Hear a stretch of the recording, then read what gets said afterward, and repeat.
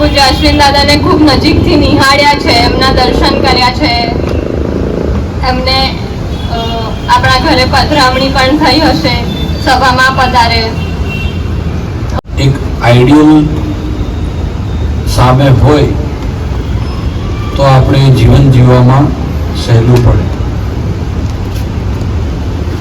ઘરમાં આવતી